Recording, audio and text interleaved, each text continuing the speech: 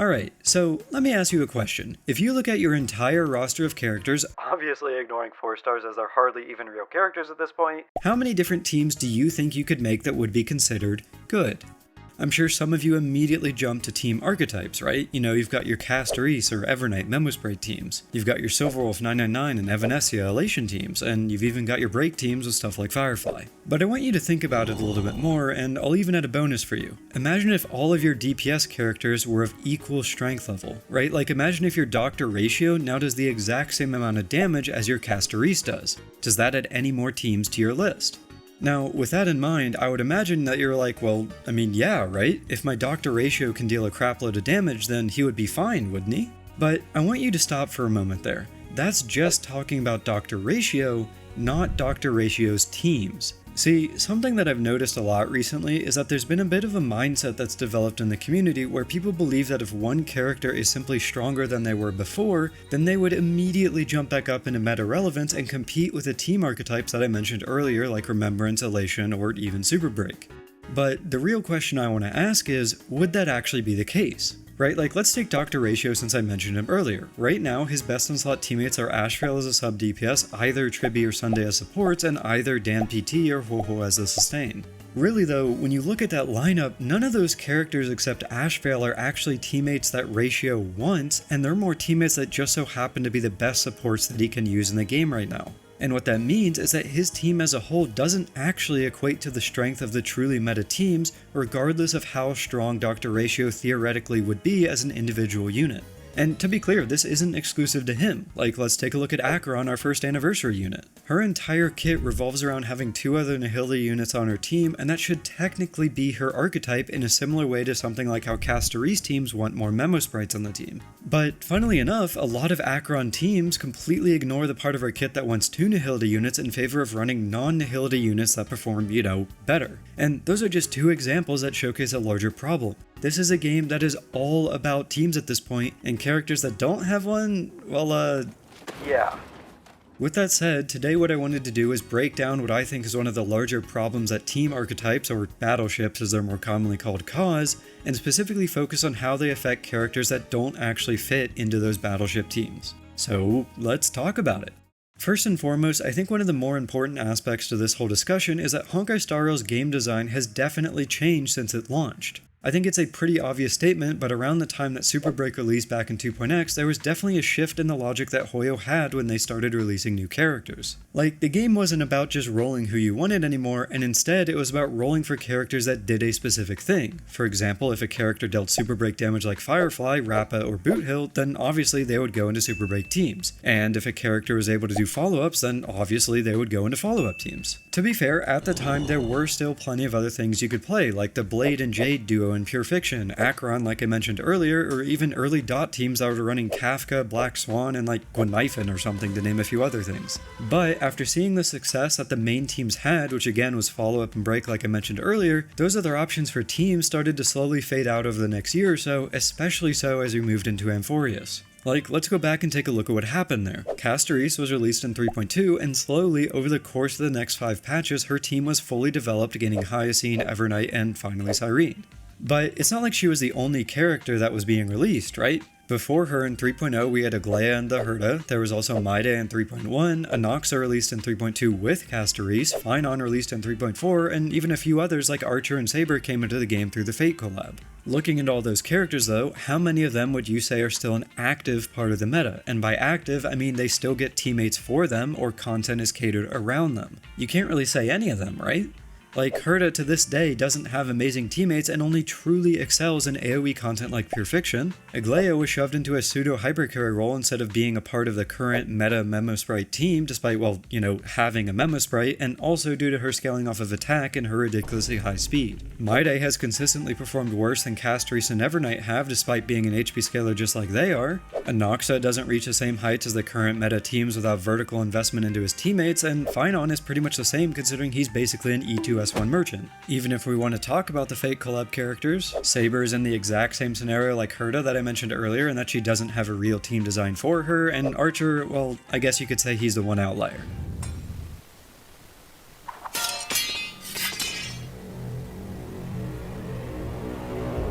No. Save yourself.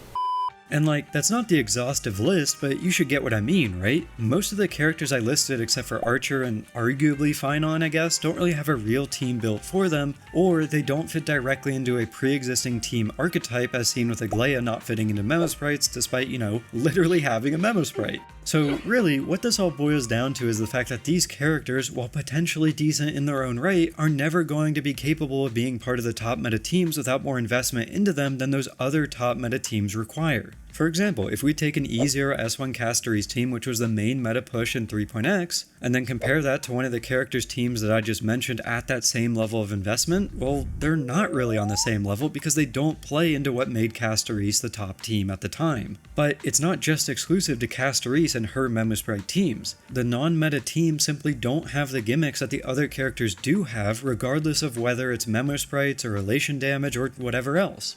Like Finon, for example, is never going to deal elation damage himself unless it was given to him with something like Yao Guang's talent, and let's be real here, he doesn't particularly want Yao Guang on his team regardless. As another example, every character in the game that doesn't have a Memo Sprite will inherently be worse than the current options and stuff like those Casteries teams where she wants the extra HP pools to grab from. And I mean, sure, any character in the game can actually do super break damage assuming you have Fugue or use the HMC, but unless they happen to be able to implant weakness and are also a fire character and also have energy problems and also have a skin where they dress as a schoolgirl and they also have a mecha robot. Oh no!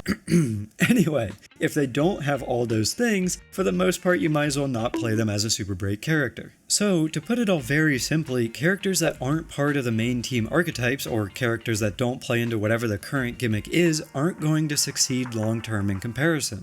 As a result of this, it means that characters that aren't designed with those gimmicks in mind are essentially doomed to fail eventually, or in other words, they're excluded from the meta by design. The thing is though, this doesn't just affect the characters that I've been talking about, which are the DPS characters. For example, let's take a look at Tribby.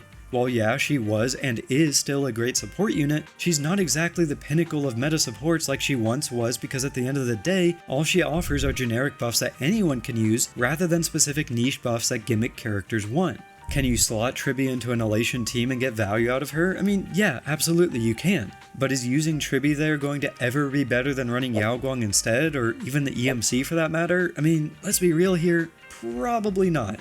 This is also something that affects characters that are tied at the hip with other characters. So, for example, while Finon and Anoxa both clear right now, if, or I guess when, they both fall off, then Saridra, for example, falls off too. Like, these characters do not have the same get out of jail free card in terms of balance that the gimmick characters do have, simply because they don't have those gimmicks.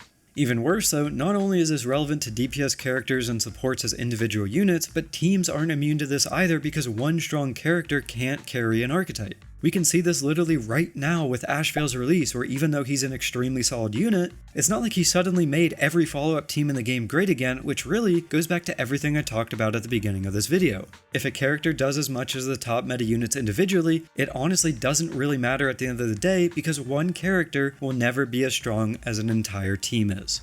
Before moving forward onto the next part of this discussion, if you've been enjoying the app so far, I would appreciate if you could drop a like on the video and subscribe to the channel. It does help out a lot, and I mean, hey, it'd be pretty cool if you did.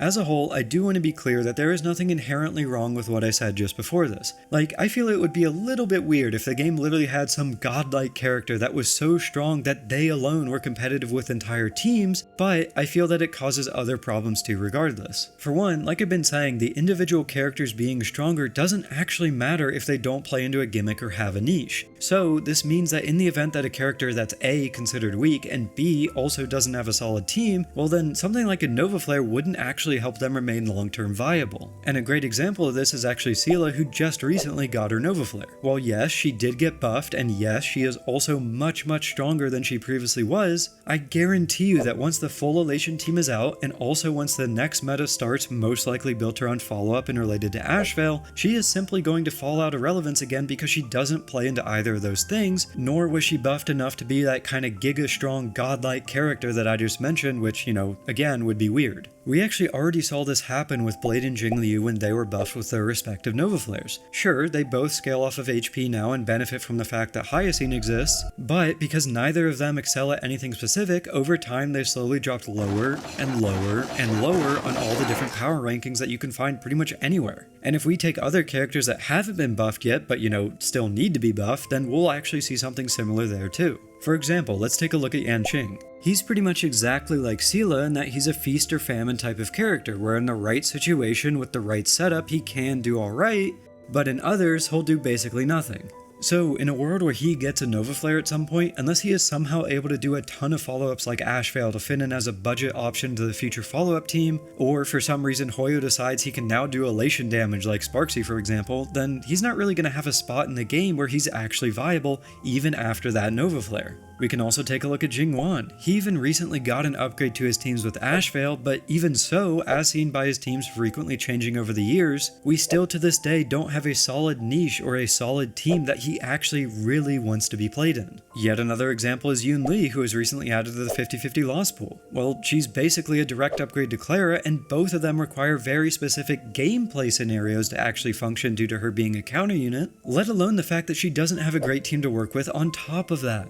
Those are just a few examples, but you should be getting the idea, right? Like if a character currently doesn't have a niche, then the reality is that they most likely never will, and therefore most likely will be sentenced to meta irrelevancy pretty much forever. So to simplify all of this, basically what I'm saying is that while characters can become stronger, the fact of the matter is they're more likely to get an alternate form that actually does play into a gimmick with their kit, rather than their current version actually becoming a long-term part of the meta.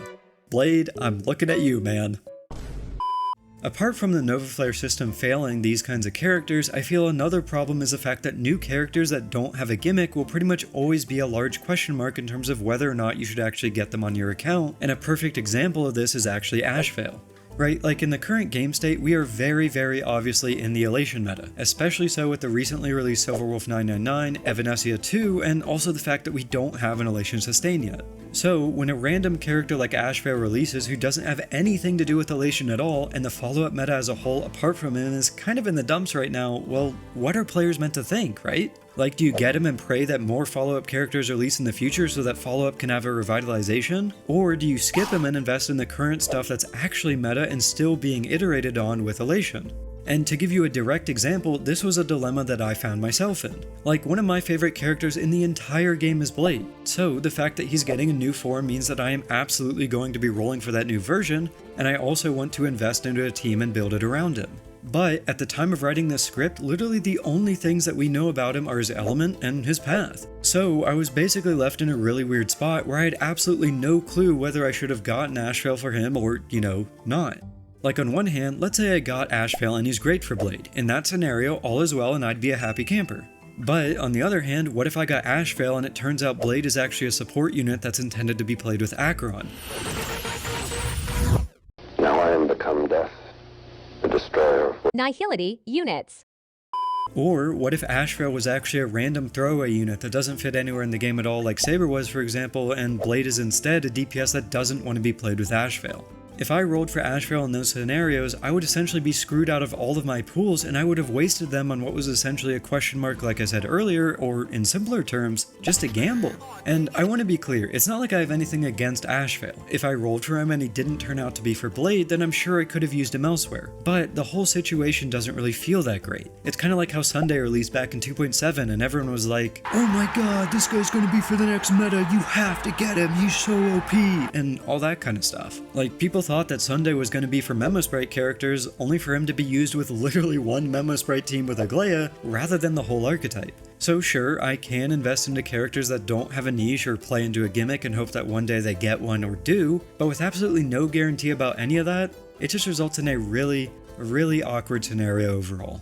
One more thing that I want to talk about that makes non-gimmick characters a bit awkward is the gameplay itself. I briefly touched on this in the last section with Yoon Lee not having any content that she's really good in, but this is also true for more generic characters. And what I mean by that is how the content heavily favors whatever the current gimmick is, or in other words, Shilling. This really started back during the Super Break era of 2.x where the triple choir boss felt like it was in every endgame for months on end, but it also continued beyond that.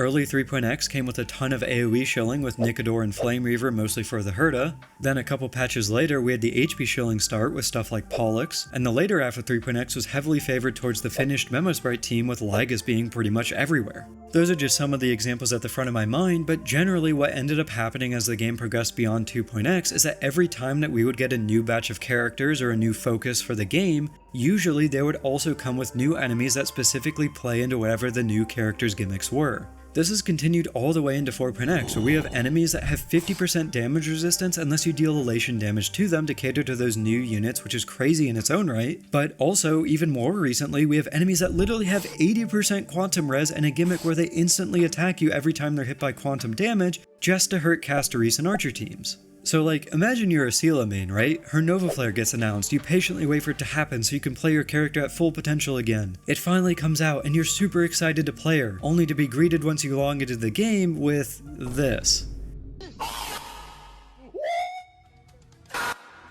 It's not gonna feel too great, right? And basically what this does is that it just adds another level onto how Hoyo can promote but also shut down certain archetypes, and while you might think that it helps characters that are meta agnostic, usually what ends up happening is that they get hurt by proxy, as we see with Archer and Sela against the quantum res guy. All in all, this results in pretty much just pushing players towards the gimmicks even more. Like, because these teams that are either being shield or anti-shield exist, it frankly forces literally every other character in the game to have to play around them. And yeah, you can do that, but at the same time, I mean, why would you? Why not just go for the newest shield thing so that you can continue sweeping content? It makes sense, doesn't it? When you've got a whole bunch of characters that not only do not have a gimmick, but the content is actively playing against them as well, it definitely doesn't help them stay meta relevant, and more importantly, it definitely doesn't help them stay fun to actually play. And that right there is one of the most important parts. There is honestly a pretty decent amount of variety in this game nowadays in terms of, how one character plays from the next. For example, like when you look at Cyrene and then compare that to Silverwolf 999, they are completely different, and that's where a lot of the fun comes from. But again, when the game is playing against certain characters, that fun takes a hit. I mean, we're all here to have fun playing a game, right? So at the end of the day, it really just doesn't end up feeling that great.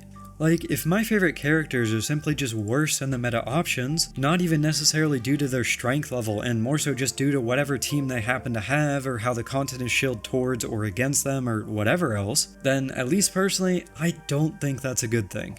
Really, I think the thing that kind of frustrates me the most about all this is that there's no real reason that battleships that have their gimmicks and whatnot can't coexist with the non-gimmick teams. Like, in an ideal world, I would be able to play a comp like Jingliu and Blade as dual DPS, which was actually a viable comp around the time that they released. And it should be at least somewhat comparable to whatever the best thing is at the time, even if it's not on the exact same strength level. I should also be able to play my old Fei Zhao follow-up team right now without needing ridiculously high investment into her teammates and good RNG in terms of getting like the perfect win set for her or whatever. On top of that, every Novaflare that happens shouldn't require the character getting buffed to somehow gain access to a niche or a gimmick or whatever else to be meaningful. But as mentioned with all of these issues, Hoyo actively pushes against that being the case. Like, I guarantee you, if those 80% quantum res enemies that I mentioned earlier weren't in the endgame right now, Sela after her Novaflare would be having a field day against all of it. But she just simply can't unless you want your newly buffed Sela to be doing like 100k damage with her ult. Again, this is just speaking from the POV of being in an ideal world, but pretty much everything that I've talked about today really just boils down to the idea that while sure, individual characters don't need to be as strong as the premier battleship team compositions are, but it still would absolutely be nice if they were, somewhat competitive in comparison. The shilling, the gimmicks, the lack of gameplay variance, all of it really does just hurt team variety overall when everything is playing against you actually playing something that isn't the shield things. So all in all, at least in my opinion, this really does leave the game in a bit of a strange spot. Yeah, it is still a hell of a lot of fun to have the fully shield teams because you just get to see numbers go off ever on your screen and all that kind of stuff, and I can't deny that on their own they are interesting as a concept, but those shield teams truly do cause a lot of problems across the game. Like, throughout this video, I've been talking about how meta teams affect non-meta characters, but keep in mind, that's only half of it. I've talked about this in other videos, but remember that each time a new meta gets shilled, or a new path releases, or whatever else happens, that also comes with things like unique path-specific light cones that you have to get. Or it also means that you have to get the new teammates that work with whatever shield characters that you're investing in. It also means that gameplay nuance is pretty much off the table because Elation character A will almost always go with Elation character B. So in short, what I'm really trying to get across here is that Battleship team compositions have honestly, for lack of a better way to put it, ruined a lot of the little bit of gameplay nuance that this game still has. When Hoyo decided to make these main push types of teams, it affected the entire game, not just those teams. And as someone who is a big fan of characters that existed before this style of gameplay became the norm, well, I mean, yeah, speaking on a personal level, it kinda does just suck. And I mean, sure, my main favorite characters like Jingliu and Blade are technically playable right now, even if they're not considered good. But what about the other characters I like? For example, like Argenti, who is basically completely unplayable right now. Or Yun Li, who hasn't been used since 3.3 or something, which was before they gigabuffed the only boss enemy that she was actually decent into. I want to be clear, despite me hating on the Battleship formula and also the problems that it has caused, I do still enjoy the game as a whole because on a moment-to-moment basis, the gameplay is actually pretty fun in my opinion. But just because I have fun playing the game as it is right now doesn't mean that it can't be better, or that I can't wish for this main push and Battleship type of meta to stop, because I really do think that it's causing irreparable damage to the game. And I do want to mention that everything that I've talked about in this video kind of also connects to what I talked about in the last video, where more and more it feels like Hoyo is pushing players towards doing very specific things, which at its core removes agency from the players themselves. Personally, I'm not a huge fan of that, but you know, I guess that's the game we play and we can only hope that it improves in the future. But anyway, that's all my thoughts, and I appreciate you listening if you made it this far. I would absolutely love to hear your thoughts on all this, so feel free to leave a comment down below or join my Discord link down in the description to talk with me about it. As usual, thank you so much for watching, subscribe, and if you haven't already, maybe give my other videos a shot too.